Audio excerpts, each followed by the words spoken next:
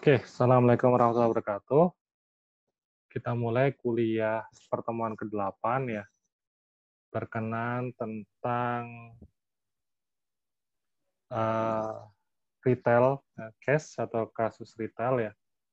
Judulnya From Zero to Hero to Giant. Nah, nanti di akhir sesi saya akan menjelaskan tentang tugas kelompok yang nantinya akan dipresentasikan di akhir pertemuan ke-13 dan ke-14 bersama proposalnya. Nah, untuk semester kali ini tidak ada market day ya, karena kondisinya dalam masih wabah ya. Biasanya tiap tahun kita akan adakan market day dengan uh, dengan langsung berjualan dan presentasinya dinilai oleh juri dari fakultas lain. Untuk semester kali ini tidak ada market day. Oke, hari ini kita bicara tentang retail ya. Kita mulai dengan baca basmalah. Bismillahirrahmanirrahim.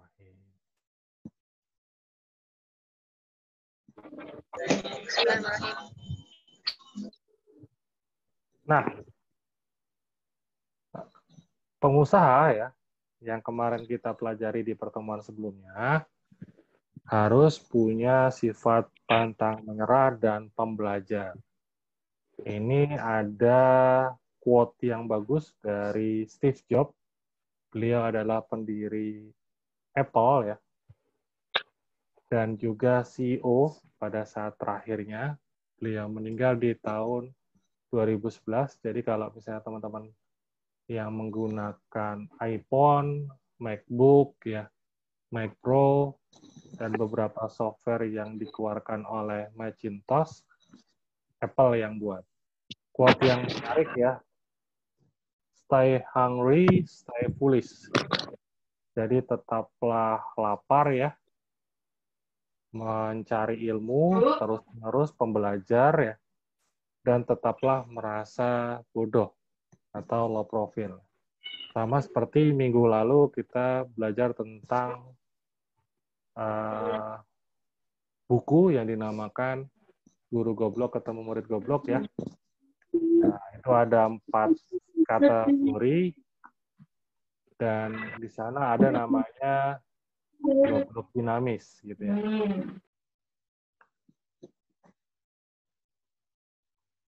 Ini juga dicontohkan atau quote ini juga dilakukan oleh CEO-nya PepsiCo, Indra Krishnamurti Noyi ya. Just become your CEO. Ketika kamu menjadi CEO yang paling tertingginya di perusahaan ya, jangan kamu bisa berpikir don't think you have land. Jadi jangan pikir kamu landing itu mengerjakan semua atau melaksanakan tugas CEO itu dengan baik. Kamu harus continually ya, secara terus-menerus meningkatkan your learning, jadi pembelajaranmu. The way you think, apa yang kamu pikirkan, and the way you approach the organization, dan bagaimana cara kamu dalam melaksanakan organisasi ya, itu harus dilakukan pembelajaran yang terus-menerus. Pebisnis ya, ketika buka cabang, tentu saja ada budaya baru, juga ada rekrutmen baru, ada juga pesaing baru. Nah, mau tidak mau kita harus belajar dari banyak hal. I've never forgotten that, dan saya tidak pernah melupakan itu.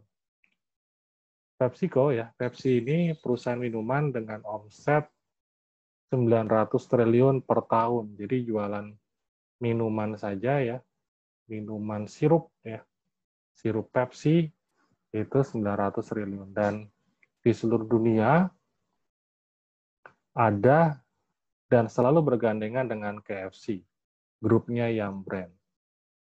Kemarin kita sudah belajar yang keempat, yaitu goblok dinamis. Ya.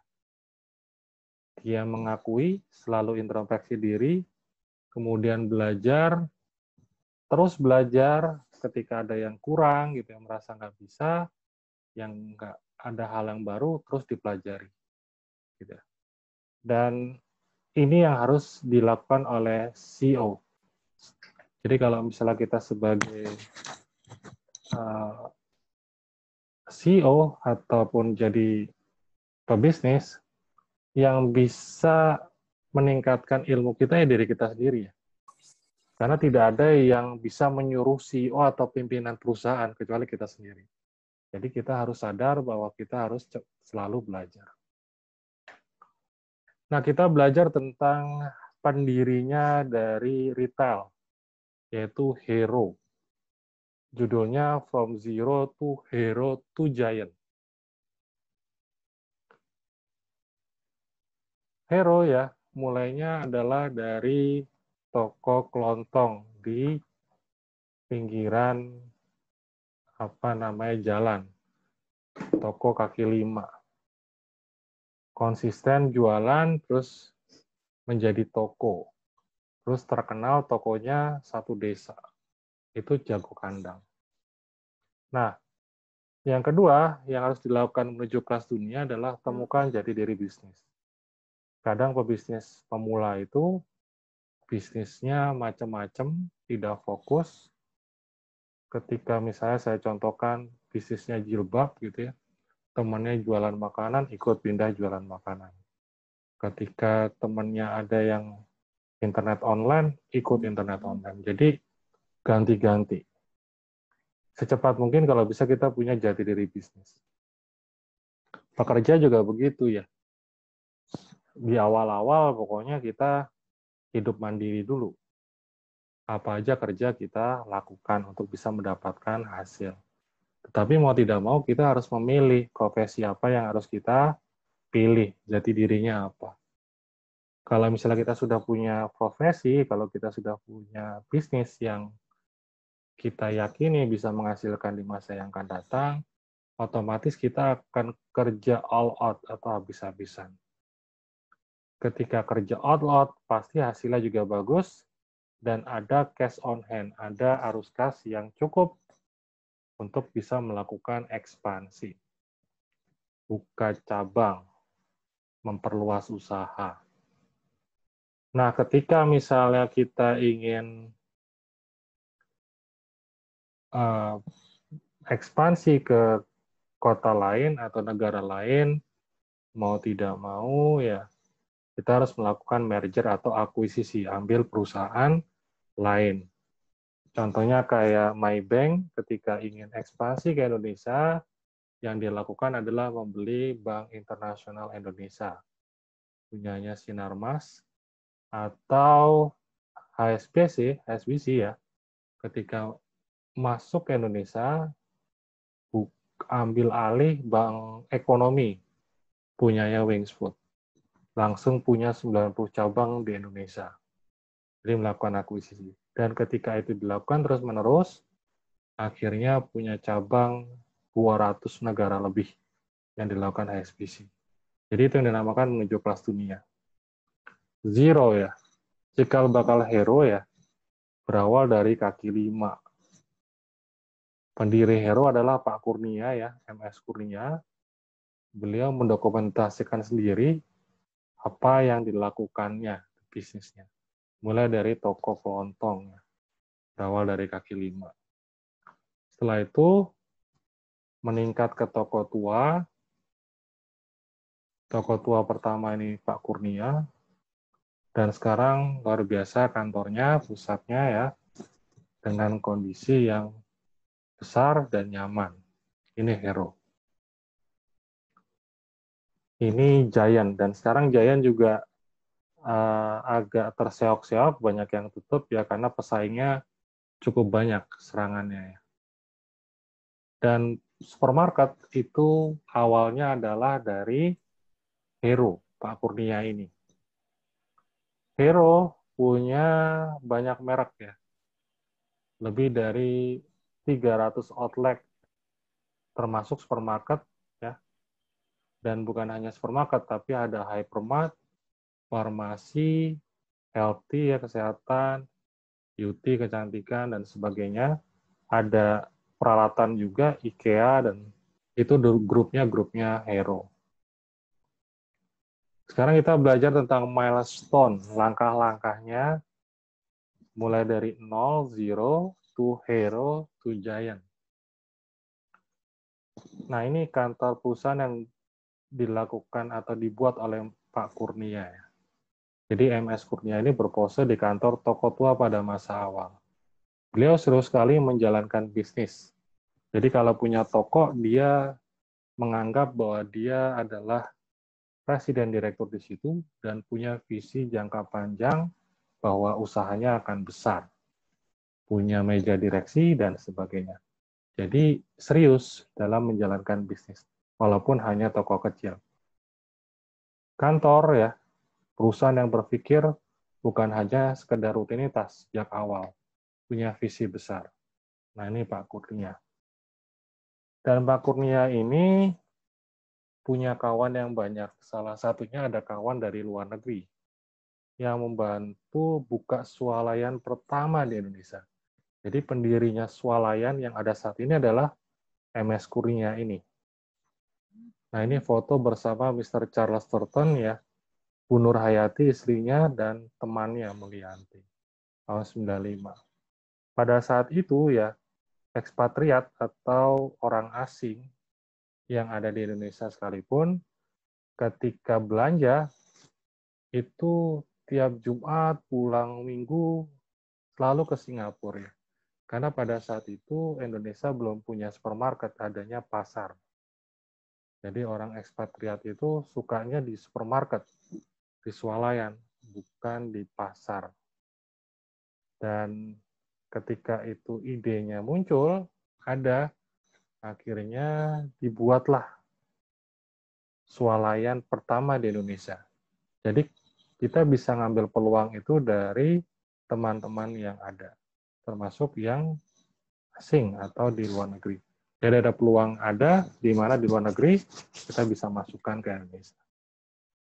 Atau sebaliknya, produk-produk kita masukkan ke negara asing yang belum ada tentang produk yang ada di Indonesia.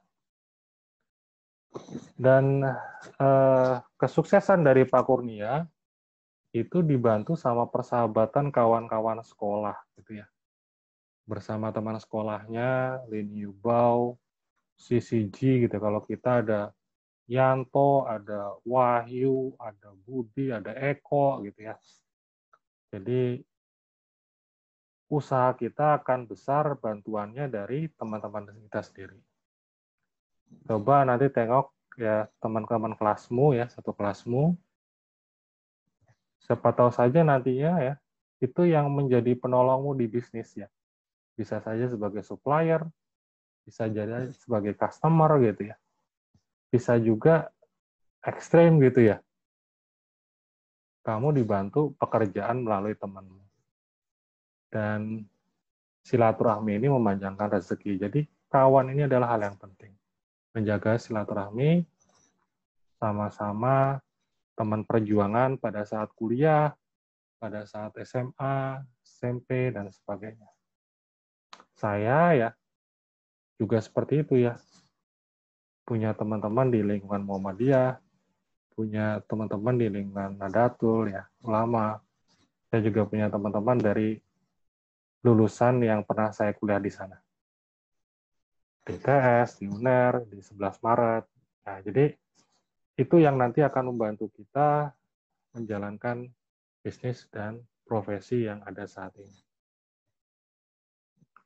Dan bisnis itu, kalau ingin sukses, termasuk profesi, kalau kita ingin fokus, harus kompak ya. Jadi kalau misalnya teman-teman nantinya menikah, kompak. Harus saling dukung. Karena bicara tentang bisnis, ya, ketika all out butuh waktu yang lebih. Butuh biaya, sehingga ada transparansi terhadap uang yang dibelanjakan ke bisnis, juga ada uang yang dibelanjakan ke keluarga. Jadi bisa saling mendukung. Jangan sampai di keluarga kita malah sebagai penghambat dalam melancarkan bisnis. Jadi bisa saling mendukung. Nah, ini yang dilakukan sama Hero ya, melakukan akuisisi ya. Ini contoh fotonya di tahun 89, mengambil alih 4 cabang usaha dari PT Susana Ardi ya, di wilayah Jakarta Timur, lokasi Kalimalang. Jadi ada tempat-tempat strategis yang dipunyai sama PT Susana Ardi, dibeli dan diakuisisi total seluruhnya 4-4-nya untuk dijadikan swalayan. Dan memang Hero ini biasanya terletak di tempat-tempat strategis dan juga di lingkungan menengah ke atas. Contohnya kayak Pondok Indah gitu ya. Dan kalau di sini ada Pondok Chandra ya. Tapi sekarang Pondok Chandra sudah dirubah ke Giant dan Giant sekarang sudah tutup gitu ya. Tahun belakangan ini. Dan berikutnya menguasai negeri. Jadi mengambil alih di wilayah Jakarta, Jawa, Bali, Lombok, Sumatera, Kalimantan, Sulawesi, dan akhirnya seluruh Indonesia. Dan anak-anak beliau ya disekolahkan pendidikannya tidak hanya yang di dalam negeri, tapi juga ada yang ke luar negeri untuk mencari jaringan di luar negeri, mencari peluang-peluang di luar negeri, dan memberikan pendidikan terbaik kepada anak-anaknya, karena ini perusahaan keluarga ya, yang dimana nantinya dijalankan oleh penerusnya. Dan Hero ini sekarang sudah go public ya, dan walaupun relatif stuck, kalah dengan pesaing-pesaing lainnya, tetapi kita bisa belajar bahwa swalayan yang ada di Indonesia ini dimulai dari Hero ini, Pak Kurnia ini. Dan Ipung Kurnia adalah penerusnya dari Pak Kurnia, jadi CEO berikutnya.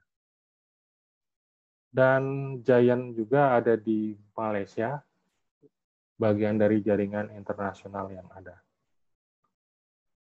Bisnis buka tutup itu suatu hal yang biasa, tetapi pastikan harus tumbuh. Bukanya lebih banyak daripada yang tutup. Starbucks ada yang tutup nggak ada, gitu ya. Sekitar sekian persen, 2% atau 3%, itu Starbucks tutup. Tetapi bisa membuka cabang itu, outlet baru, sekitar 8-an. Ya. Bisa tutup 2, buka 8. Tetap tumbuh, karena ada tempat-tempat yang memang kurang strategis sehingga tutup. Ada juga di sini, ada yang terbakar ya, ada yang terjadi kerusuhan, ada yang tidak layak ya. Jadi bisnis itu ada hal seperti itu, tapi kita pastikan omset kita naik, laba kita naik, pertumbuhannya lebih banyak daripada yang ditutup. Nah, ini pada tahun 2007 ya, Alfamart itu masuknya tahun 99 ya, dan Alfamart itu ada 2 dulu, yang poin 7 sama 8 ya. Ada Alfamart yang supermarket atau Alfa Gudang Rabat, yang ada di Rungkut itu contohnya Ahmad Yani ya, dibeli sama Carrefour, dan Carrefour diganti semuanya menjadi Transmart. Dulunya adalah Alfa Gudang Rabat itu, dibeli sama Carrefour, dan sekarang Carrefour dirubah jadi Transmart. Dan pada saat itu Carrefour menjuarai ya, nomor 1. Hero yang pendirinya supermarket di Indonesia itu peringkat 10, kalah dengan Alfa yang baru hadir tahun 99. Tetapi Hero ya, itu membuat 2 brand ya. Ada yang membuat 2 strategi. Satunya strategi diferensiasi, strategi menggarap menengah ke atas tetap dilakukan sama Hero. Untuk yang menengah ke bawah, membuat brand namanya Giant. Dan Giant akhirnya melesat ke peringkat 5, mengalahkan Indomaret sama Alfamart. Gitu ya. Ini respon perubahan saat Hero dikeroyok pesaing. Dan sekarang rupanya sudah tidak mampu, Di beberapa tempat Giant sudah banyak yang tutup. Dan ini foto beliau ya, MS Kurnia ini penghormatan terakhir para karyawan pada almarhum Bapak MS Kurnia. Nah, ini namanya visi paripurna ya. Jadi bicara tentang wakaf produktif ya, sebagai pengusaha tidak selalu dalam bentuk wakaf itu masjid ya. Jadi amal jariah itu bisa bentuknya apa namanya harta, kan ada 3 ya. Ada wakaf produktif, ada ilmu yang bermanfaat, ada anak yang soleh. Jadi pengusaha itu kalau kita bicara tentang menembus batas atau breakthrough ya, ketika akhir hayat, ketika bisnisnya tetap jalan terus ya, itu visi paripurna bisa memberikan, kalau dalam Islam ya, pemasukan amal atau pahala terus-menerus ketika usaha tersebut atau wakaf produktifnya itu terus dijalankan. Jadi wakaf itu tidak hanya masjid. Jadi Muhammadiyah itu juga banyak menggunakan wakaf produktif buat sekolah, rumah sakit, ada pabrik infus, ada bahkan peternakan ayam petelur, ada 10 klaster kita di Jawa Timur ya. Dan banyak hal.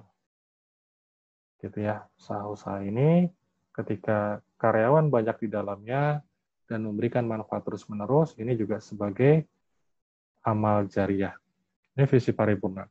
Jadi mulia sebetulnya dari pengusaha itu ya. Nah, ini sejarah singkatnya, lahir di Jawa Barat ya, Cibadak 1935, meninggalnya tahun 92. Ketika awal-awal dia sudah punya visi membuka 100 swalayan pada tahun 2000 ya. Padahal meninggalnya tahun 92, visinya luar biasa. Dirintis mulai dari pedagang kaki lima, terus Pak Kurnia itu juga terjun ke bisnis ketika menggantikan kakaknya yang harus dipenjara karena dituduh menimbun barang ya. Terus pernah juga jual rumah untuk menutup utang. Gitu. Jadi ada naik turunnya dalam bisnis. Dan teman-teman sangat membantu dan go public perusahaannya. Dan beliau adalah swalayan pertama juga menggunakan komputer besar IBM AS400 yang paling canggih pada saat itu. Ini personelnya ya. Berikutnya digantikan sama Pak Ipung Kurnia.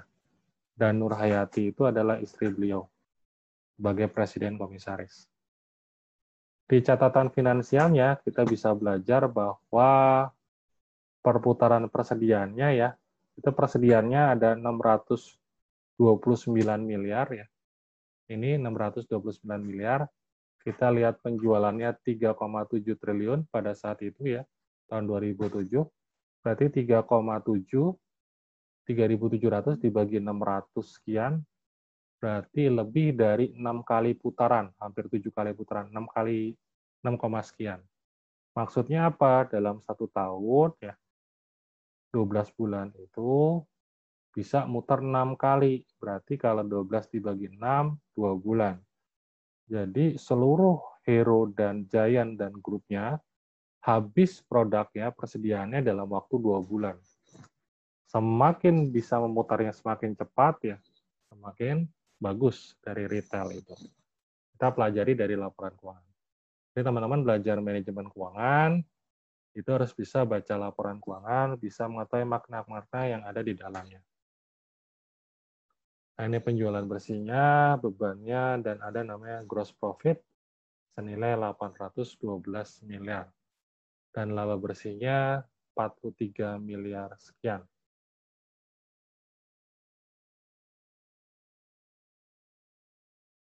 Dan di sini kita bisa lihat bahwa hutang usahanya 685 miliar. Persediaannya sekitar 600 sekian miliar juga. berarti kita dapat menyimpulkan bahwa persediaan Hero sama Giant dan grupnya itu disuplai menggunakan hutang jangka pendek dari produsen, dari pabrik. Jadi barang-barang yang ada di supermarket itu, ya, yang di dalamnya itu rupanya sistemnya konsinyasi. Dari pabrik nitip ke swalayan untuk dijualkan. Jadi ketika laku, baru dijual. Sedangkan hutang jangka panjang yang dari bank itu 236 miliar.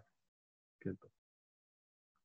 Arus kasnya kita bisa lihat ada 3 ya, ada operasional, ada investasi, ada pembiayaan.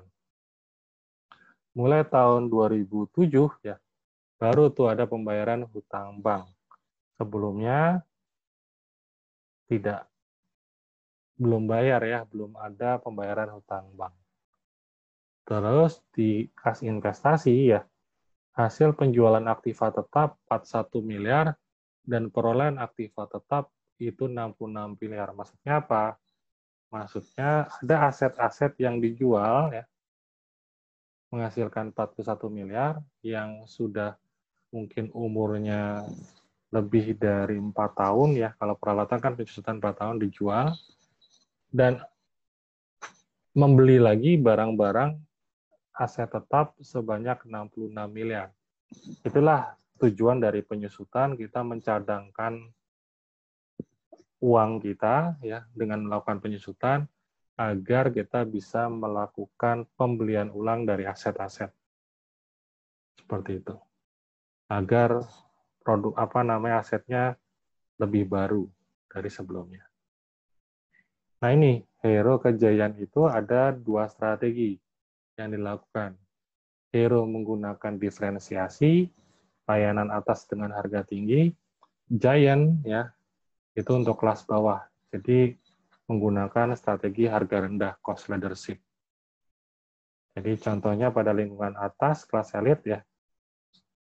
Nah, yang itu tetap Hero, tapi kalau tidak berada pada lingkungan kelas atas, dirubah menjadi Giant. Nah, Pondok Chandra itu awalnya elit ya, tapi lama-kelamaan lebih banyak yang segmennya menengah ke bawah gitu ya. Sehingga harus dirubah menjadi Giant. Dan sekarang tutup itu Giant-nya Pondok Chandra ya. Kok bisa tutup? Nah, ini pesaing-pesaingnya ya. Grupnya Trans ya. Pada saat itu yang memasukkan Carrefour dan menjadi nomor 1. Dan beliau di grupnya retail menjadi orang terkaya nomor 3 ya. Kekayaannya 40 triliun dan mendapatkan omset dari Carrefour itu 20 triliun per tahunnya. Pesaingnya juga sama, nih ada juga dari Salim Group, Anthony Salim, pada tahun 2014 itu ada 10.600 gerai. Omsetnya 30 triliun. Kalau sekarang mungkin sudah 15 ribuan gerai ya.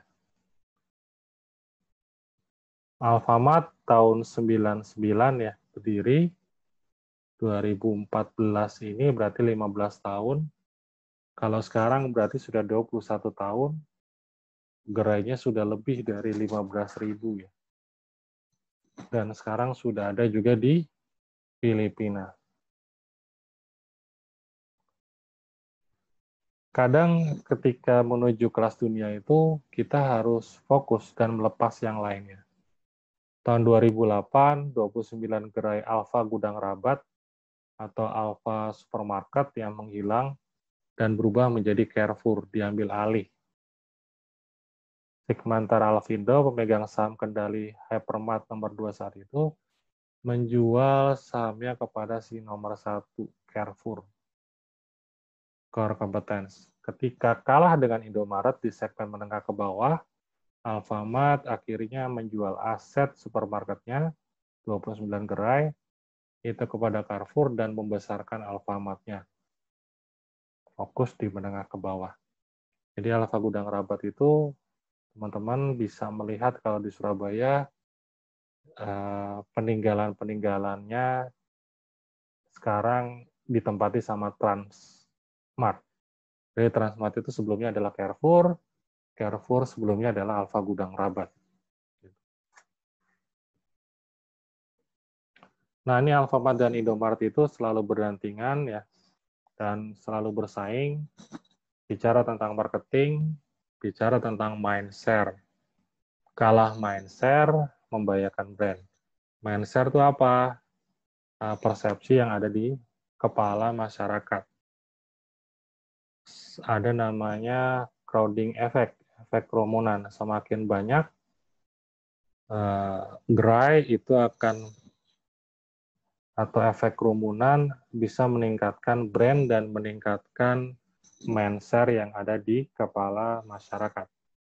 Yang dilakukan Alfamart adalah luar biasa ya, pada saat itu seluruh laba dipakai untuk menambah outlet. Jadi pemegang sahamnya puasa itu. Full untuk menambah outlet. Dan itu pun belum cukup, masih ditambah dari utang. Belanja modalnya pada tahun 2014 membuat lebih dari 1.000 outlet. Kalau 1.000 outlet dibagi 365 hari dalam satu tahun, berarti satu harinya minimal buka 3 outlet di seluruh Indonesia. Satu hari. Uangnya dari mana? Ya, uangnya dari laba, itu 572 miliar. Jadi pinjam uang atau anggaran modal itu 2,8 triliun, diangsur 572 miliar. Berarti butuh 5 tahun untuk ngangsurnya.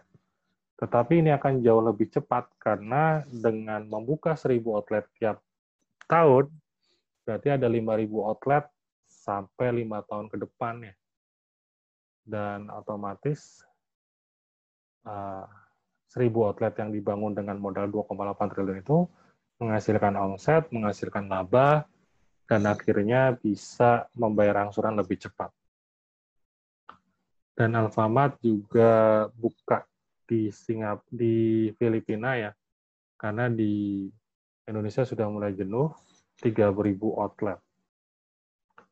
Dan ini kelas dunia dari Indonesia, dari 2.000 yang masuk Forbes, rupanya hanya 7 saja dari Indonesia. Dan mayoritas bank, telekomunikasi satu ya, Telkom, gas negara, dan gudang garam. Yang lainnya masih belum.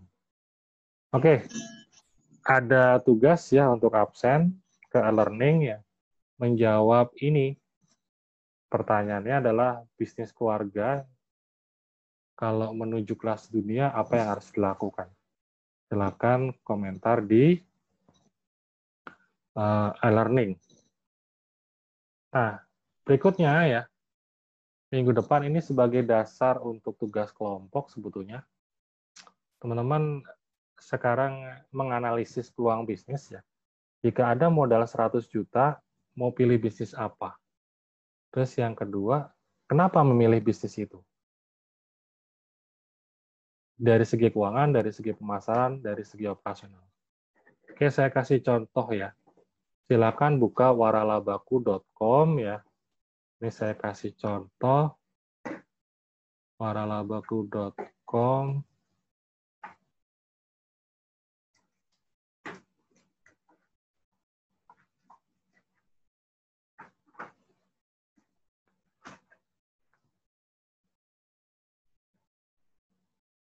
Waralabaku.com ya. Nah ini ya, ini ada ratusan bahkan ribuan peluang ya. Ini ada boba, coba klik aja ya. Nah teman-teman bisa, nah modal minimal berapa. Nah ini penjelasannya.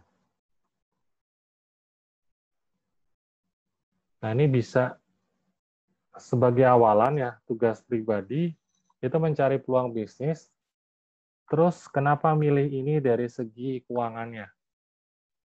Ini Pak terjangkau Pak, balik modalnya cepat Pak, atau gimana gitu ya. Terus pemasarannya, ini saya yakin mudah untuk jualnya. Operasionalnya bagaimana? Jadi harus ada alasan di operasional, keuangan, dan marketingnya. Silakan dipilih tentang bisnis apa yang bisa peluang bisnis yang menurut teman-teman bagus ya. Ada banyak tuh ya, ada makanan dan minuman. Nah, ini ada peluang bisnis bakso. Tadi ada makanan minuman itu, ada Crispy-Ku, ada Arafi, ya, ada banyak tuh. MSG, Arova.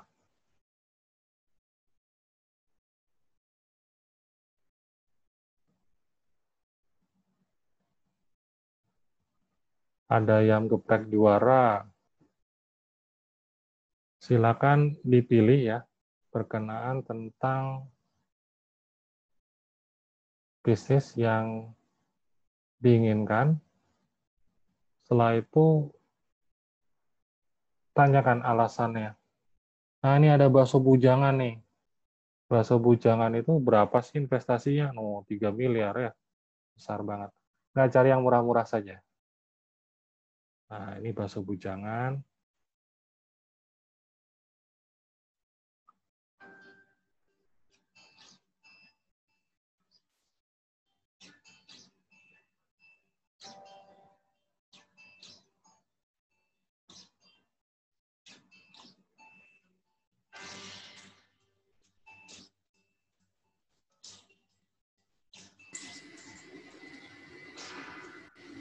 Makanya Pak.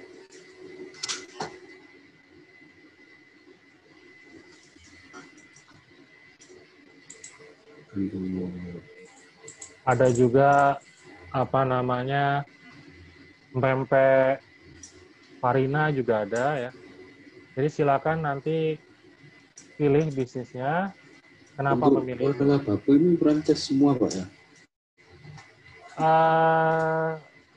Ya ada franchise, ada business opportunity ya. Jadi kerjasama ada juga.